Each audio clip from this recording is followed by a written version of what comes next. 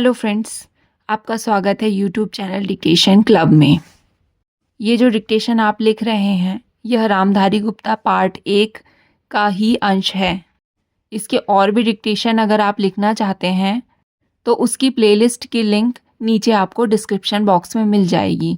इसके अलावा आपको नॉन स्टॉप 10 मिनट के डिक्टेशन, न्यूज़पेपर के डिक्टेशंस की लिंक भी नीचे डिस्क्रिप्शन बॉक्स पर मिल जाएगी। और इसके अलावा रामधारी गुप्ता पार्ट 2 के जो डिक्टेशंस की सीरीज़ है, उसके प्लेलिस्ट की लिंक भी नीचे डिस्क्रिप्शन बॉक्स में है। आप उससे जाकर खंड 2 के डिक्टेशन भी लिख सकते हैं। और हाँ दोस्तों, अगर आपको डिक्टेशन लिखकर अच्छा लगता है तो डिक्टेशन को लाइक ज़रूर कीजिए, क्योंकि हमारे लिए यही एक मोटिवेशन है जिससे हम आपके लिए रोज़ नए नए डिक्टेशन लेकर आएँ। तो ज़्यादा समय ना लेते हुए वीडियो को करें लाइक, चैनल को करें सब्सक्राइब और अपने ज़रूरतमंद दोस्तों के साथ ज़्यादा से ज़्यादा इस डिक्टेशन को शेयर करें। डिक्टेशन स्टार्ट करते हैं 5 सेकंड के बाद।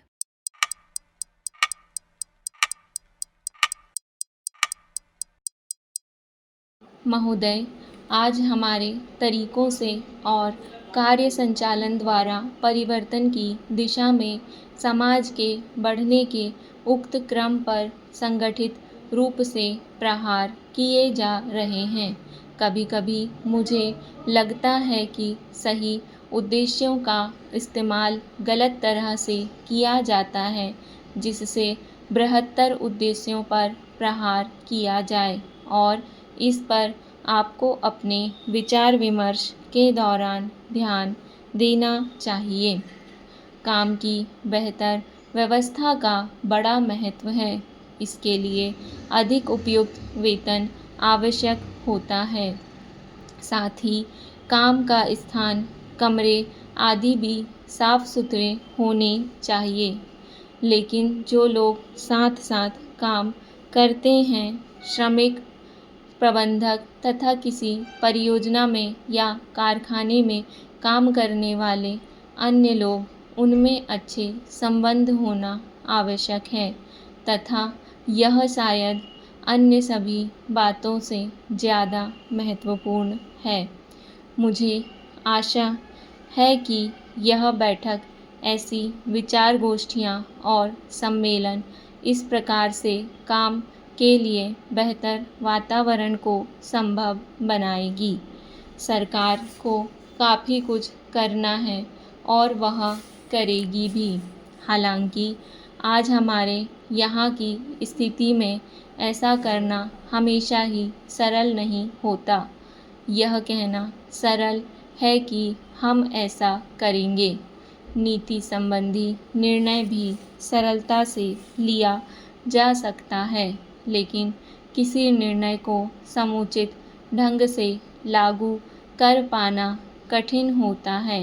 मैं यह बहाने की खोज के लिए नहीं कह रही हूँ, क्योंकि कठिनाइयाँ हों तो उन पर विजय पानी ही होती है, और हम ऐसा करने के लिए कृत संकल्प हैं।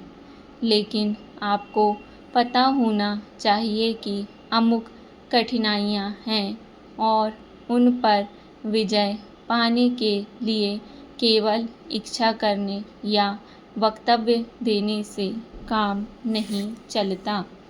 इसके लिए स्थिति को समझना और दृढ़ निश्चय के साथ आगे बढ़ना होता है। चाहे रुकावटें कितनी ही बड़ी क्यों ना हो, कठिनाइयाँ कैसी भी क्यों ना हो, सरकार का यही संकल्प है। सार्वजनिक क्षेत्र को बहुत महत्वपूर्ण योगदान करना है। उसे यह काम अपनी उपलब्धियों द्वारा ही नहीं, बल्कि श्रमिकों की भागीदारी की भावना को अनुभव करते हुए करना है। मैं जानती हूँ कि आज यह भावना सभी श्रमिकों में नहीं है।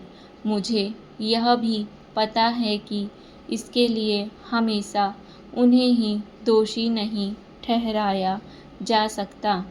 हमने प्रयास ही नहीं किया है कि उन्हें ऐसा अनुभव होता रहे।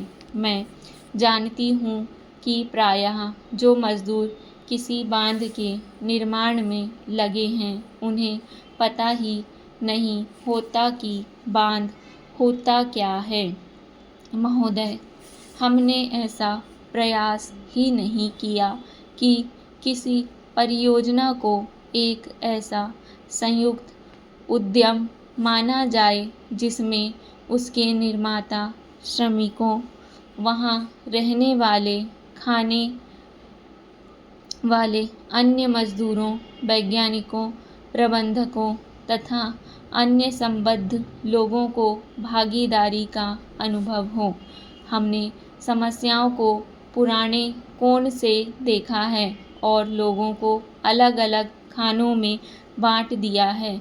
इसलिए ये झूठे विभाजन समाप्त होने चाहिए। हमारे समाज में ऐसे अनेक विभाजन हैं। शायद वे सभी समाजों में होते हैं, लेकिन हमारे यहाँ वे सामान्य से कुछ ज़्यादा ही हैं। ये धर्म के आधार पर, जातियों के आधार पर, भाषा और क्षेत्र के आधार पर पाए जाते हैं। एक व्यक्ति और एक वर्ग को दूसरों से अलग करने वाली अनेक तरह की दीवारें हैं और इन सब विभाजनों से हमारा राष्ट्र कमज़ोर हुआ है।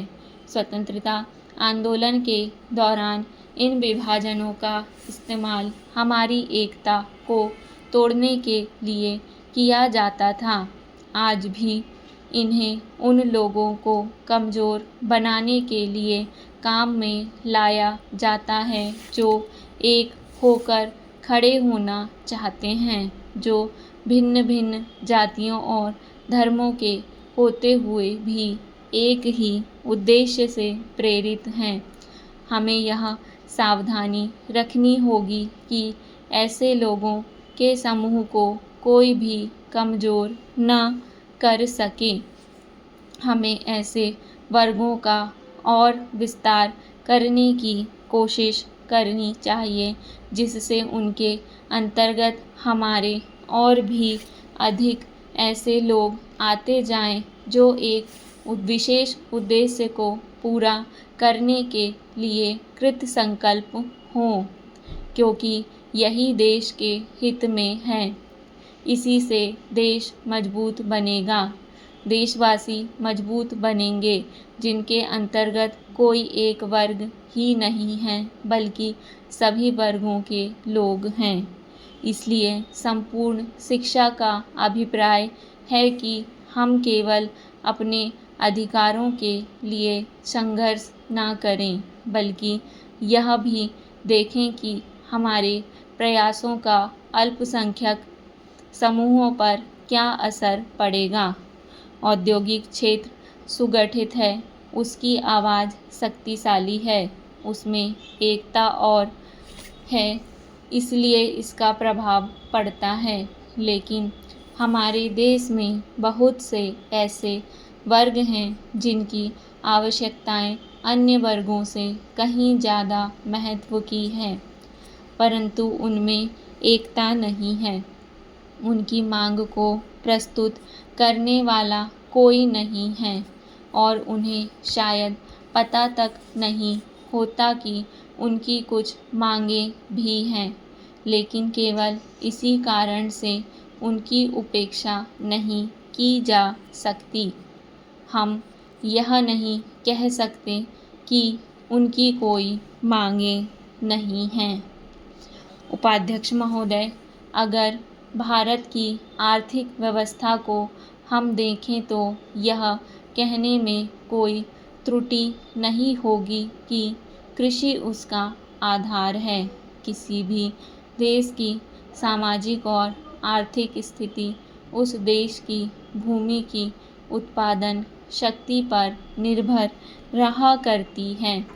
यदि भूमि की उत्पादन शक्ति में कोई कमी हो जाती है तो उस देश की आर्थिक और सामाजिक स्थिति में भी कुछ परिवर्तन आरंभ हो जाता है। कृषि भारत के लिए एक आर्थिक व्यवस्था ही नहीं है, यह एक संस्कृति भी है। जो लोग आंदोलन में विश्वास करते हैं, इनको पता ही होगा कि जितने भी आंदोलन इस देश में होते हैं, वे समाज के नाम से, धर्म के नाम से, जाति के नाम से या राजनीति के नाम से होते हैं। ऐसे आंदोलनों में कोई भी समाज शामिल हो, लेकिन कृषि समाज उसमें शामिल नहीं होता है। उस आंदोलन के साथ कृषि समाज की सहानुभूति भी नहीं होती है। इसलिए यदि सभी बातों को ध्यान में रखकर हम देखें तो इस देश के लिए आवश्यक यह होगा कि हमारी संस्कृति की रक्षा के लिए और जीवन प्रणाली की रक्षा के लिए कृषि पर विशेष ध्यान दिया जाए। कृषि के क्षेत्र में इस वर्ष काफ़ी प्रगति हुई है।